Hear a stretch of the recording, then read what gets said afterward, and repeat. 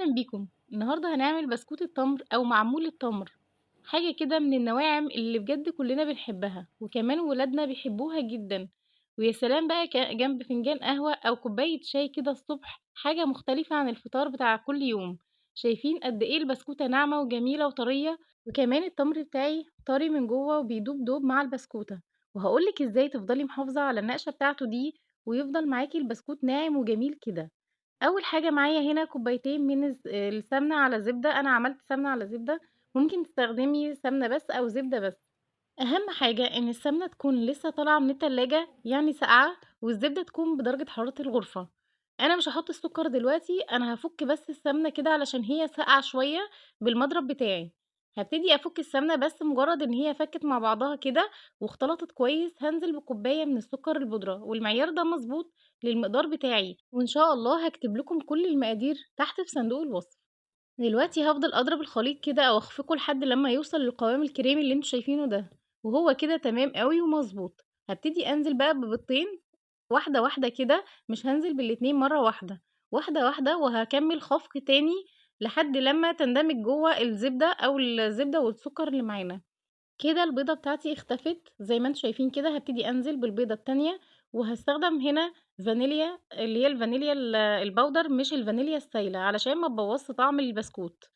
بعد لمّا تضيفي البيض هنا ما تبالغيش كتير في الخفق، خلاص هي كده بقت تمام أوي، وهو ده اللي أنا باقول لكم عليه، عايزاها توصل للقوام الكريمي اللي أنتم شايفينه ده. في الوقت ده هابتدي أنزل بقى بالمواد الجافة واللي هي الدقيق، هابتدي أنزّله واحدة واحدة كده في البسكوت. أهم حاجة ما تنزليش بالمواد الجافة مرة واحدة، هننزل بالدقيق بالتدريج واحدة واحدة كده زي ما أنتم شايفين. مهم أوي إنِّك تضيفي كمان معلقتين كبار من اللبن البودرة أو الحليب البودر، بيدّي هشاشة حلوة أوي للعجين، وكمان هو اللي مطلّع اللون الحلو اللي أنتم شُفتوه في بداية الفيديو ده. حاولي بقدر الإمكان ما تستغنيش عنه. في الوقت ده هابتدي بقى أقلِّب كده بالراحة خالص، إن زي ما إحنا عارفين مع بعض إن البسكوت مش بياخد تقليب كتير ولا بيتعجن. أنا هنا بدأت أزوّد الدقيق تاني واحدة واحدة، وحطيت رشة بسيطة من البيكنج باودر. أهم ملحوظة هنا في الوصفة دي إنِّك ما تزوّديش البيكنج باودر عن نُص معلقة صغيرة ممسوحة كمان.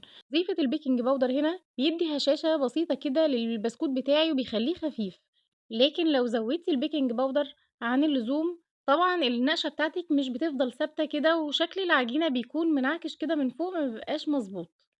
هابتدي بقى أزوّد الدقيق واحدة واحدة زي ما أنتم شايفين كده، لحد لمّا أوصل بالعجينة للقوام اللي أنتم شايفينه ده. ما شاء الله عجينة فاتحة جدًا ولونها جميل أوي وكمان طرية أوي وناعمة معانا. هي دي النواعم، بس تقطعي حتة من العجينة كده ما تلاقيهاش إن هي بتشد معاكِ وما يكونش لها عرق زي ما أنتِ شايفة كده. شايفين ما شاء الله، شايفين العجينة قد إيه ناعمة ومضبوطة ومش بتشقق منِّك، شايفة ما شاء الله. الوقت ده هاركن العجينة بتاعتي 5 دقايق لحد لمّا أطرّي العجوة بتاعتي، وأنا هنا مستخدمة 2 باكيت من العجوة عشان أنا مضاعفة الكمية. الباكيت حوالي 400 جرام، فأنا كده مستخدمة 800 جرام. هاضيف معلقة كده من السمنة البلدي على العجوة بتاعتنا أو التمر بتاعنا، وهابتدي بقى أطرّي بإيدي كده العجينة زي ما أنتم شايفين كده. هي دلوقتي طرية ما شاء الله وحلوة. خلاص كده هابتدي أجيب العجينة بتاعتي، هاحاول أنزّلها بقى على الرخامة عندي، وهابتدي بقى دلوقتي أضبّطها زي ما أنتم شايفين. هاقسّمها بقى بالنُص كده، حاولي بقدر الإمكان تقسّميهم الاتنين قد بعض. لو مش هتقدري تعملي الحركة دي فاقسميهم على الميزان. في الوقت ده هنجيب أكياس بلاستيك كده أو ورق من الزبدة علشان نشكِّل الصاجات بتاعتنا، ودي أسهل طريقة ممكن تعمليها بيها. ما تحاوليش تفردي أبدًا على الرخامة على طول، افردي على أكياس بلاستيك أو ورق زبدة، ده بيكون أسهل ليكِ كتير أوي في التشكيل عن إن أنتِ تحطّيه على الرخامة مباشرةً. هاحاول بقدر الإمكان أفردها كده بشكل مربع أو على شكل مستطيل على حسب حجم القالب اللي عندِك. أنا هاستخدم قالب حوالي 40 في 40. هافرد العجينة كده زي ما أنتم شايفين، يكون سمكها حوالي سنتي واحد بس، حاولي ما تزوديش سمك العجينة عن كده. في الوقت ده بقى نشوف العجينة اللي إحنا فردناها على قد الصاج بتاعنا أو الصينية بتاعتنا. هابتدي دلوقتي أنزّل معلقة من السمنة البلدي أو أي نوع سمنة أنتِ بتحبي تستخدميه. هاوزّع السمنة بالشكل اللي أنتم شايفينه ده. حاولي في الوقت ده ما تستخدميش زيت، استخدمي سمنة عشان لون العجينة يطلع من تحت زي من فوق بالضبط، وكمان ما يغيّرش طعم العجين بتاعِك أو طعم البسكوت بتاعِك. أنا هابتدي أفرد العجينة كده بمساعدة الكيس البلاستيك، طبعًا أنتم شايفين منظرها عامل إزاي، وده كمان بمساعدة الكيس. تخيّلي بقى لو كنتِ أنتِ فردتيها وبتشيليها طبعًا مش هتعرفي تشيليها أبدًا، لكن في الوقت ده هنفضل نفرد فيها كده زي ما أنتم شايفين وننعّم فيها، العجينة معانا ناعمة جدًا وطرية أوي وسلسة جدًا في التشكيل، فما تقلقيش لمّا تتقطّع منِّك هي هتتفرد بشكل كويس أوي، شايفين ما شاء الله هي كده تمام. وعلشان أتأكد إن سطح العجينة كله متساوي كده وقد بعضه، هابتدي أجيب الكيس البلاستيك بتاعنا وهابتدي أمشّي إيدي عليه كده، وأشوف لو حتّة أعلى من الحتّة التانية، هابتدي أفرد فيه وأنعّم فيه زي ما أنتم شايفين كده، الموضوع سهل أوي ما تقلقيش خالص، شايفين هي كده تمام. الطبقة التانية بقى اللي هي طبقة التمر أو العجوة، هابتدي أعمل نفس الحركة، هابتدي أجيب كيسين من البلاستيك، واحد من تحت وواحد من فوق، وأبتدي أفرد التمر اللي معانا أو العجوة اللي معانا بالشكل اللي أنتم شايفينه ده. برضه حوالي السمك بتاعها يكون سنتي واحد مش أكتر من كده، برضه هاحاول أفرده على قد الصاج اللي معانا أو على قد الصينية اللي معانا بقدر الإمكان، الموضوع بسيط أوي وسلس أوي على فكرة، بس مع الشرح أنتِ تحسي إن الخطوات كتير لكن الموضوع بسيط أوي، شايفين ما شاء الله هو صاج واحد وبيتعمل مرة واحدة، هابتدي بقى أنزّل العجوة بتاعتنا أو التمر بتاعنا زي ما أنتم شايفين، اللي هو الراق التاني على العجينة في النُص كده زي ما أنتم شايفين.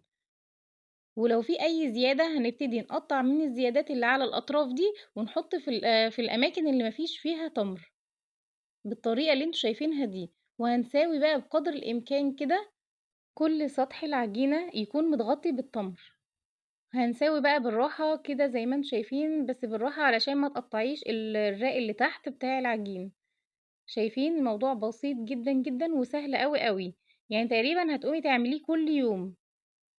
هو كده تمام أوي زي ما أنتم شايفين، أنا باحاول بقدر الإمكان إن أنا أضبّط الأطراف، بانزّل بس الزيادات كده تمام، هو كده تمام أوي، شايفين قد إيه بقى ناعم وحلو إزاي؟ دي كده الطبقة التانية، تعالوا نعمل الطبقة التالتة وهي طبقة العجين الأخيرة، وهابتدي أفردها كده زي ما أنتم شايفين، وهاكرر نفس الخطوة زي ما عملت في الطبقة الأولانية والطبقة التانية هاعمل كمان في الطبقة التالتة واللي هي آخر طبقة، زي ما أنتم شايفين كده بارقّق العجينة بسمك 1 سنتي، هابتدي أنزّلها بقى على طبقة العجوة اللي إحنا حطيناها اللي هي الطبقة التانية، هابتدي بقى أساوي العجينة بتاعتي كلّها كده زي ما أنتم شايفين، شايفين العجينة قد إيه سلسة وبسيطة كده زي ما أنا قُلت لكم طرية أوي، فبتتشكل زي ما أنا عايزاها، أي مكان مقطوع أو أي حتة مقطوعة في العجينة بابتدي أغطيه تاني بالعجينة اللي موجودة على الأطراف، زي ما أنتم شايفين كده أنا باقطّع الزيادة اللي موجودة على أطراف العجينة علشان أغطي أي مكان فيه عجوة أو العجوة فيه مكشوفة علشان ما تتحرقش معايا وتنشف معايا في الفرن، شايفين؟ الموضوع بسيط جدًا يا جماعة زي ما قُلت لكم، هتعمليها بجد كل يوم من سهولتها، وزي ما عملت في الطبقة الأولانية هاجيب برضه الكيس البلاستيك بتاعي وابتدي أنعّم سطح العجينة زي ما أنتم شايفين كده، شايفين؟ ما شاء الله العجينة معايا حلوة جدًا ومساعداني جدًا في الفرد. ولو وصلتِ معايا لحد هنا يا ريت ما تنسيش الاشتراك في القناة واللايك والشير علشان يوصلك مننا كل جديد بنقدمه. نرجع تاني بقى للعجينة بتاعتنا كده وزي ما انتم شايفين نعمت معايا وكله تمام والسطح اتساوى زي ما انا عايزة بالظبط. شايفين ما شاء الله هي كده تمام قوي. انا هنا استخدمت السكرابر بتاع التورتة او الكيك علشان اساوي الاطراف كده زي ما انتم شايفين كده تمام قوي.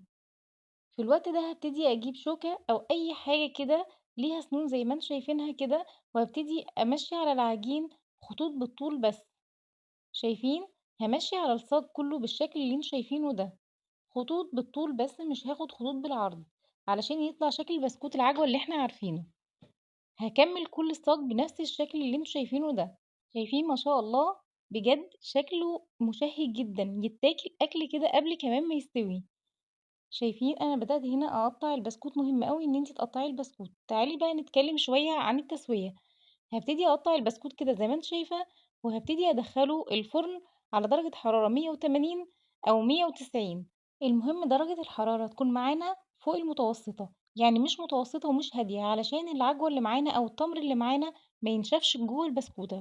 وأثناء التسوية بعد ما تدخّلي الصاج بحوالي ربع ساعة هتطلّعيه تاني وتعيدي على كل التقطيع اللي أنتِ عملتيه ده، هتسيبيه بقى لحد لمّا الأطراف بتاعته لونها يحمر كده، هتبدئي تاخديه على الشواية من فوق، هتفتحي بس الشواية من فوق ياخد اللون اللي أنتم شايفينه ده، شايفين بقى طالع رائع بجد حاجة في منتهى الجمال، شايفين النقشة إزاي ثابتة، إزاي محافظ على شكله، زي ما دخّلته بالضبط، زي ما خرّجته، علشان أنا ما زوّدتش هنا الbaking powder، شايفين من تحت زي من فوق.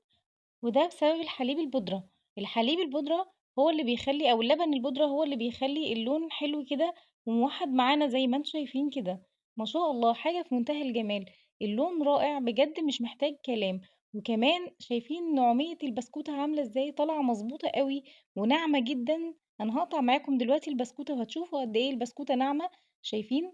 جميلة جمال، حاجة كده بتدوب دوب، البسكوتة ماسكة نفسها أوي وفي نفس الوقت دايبة. أتمنى تجربوا الوصفة وتقولوا لي رأيكم في التعليقات.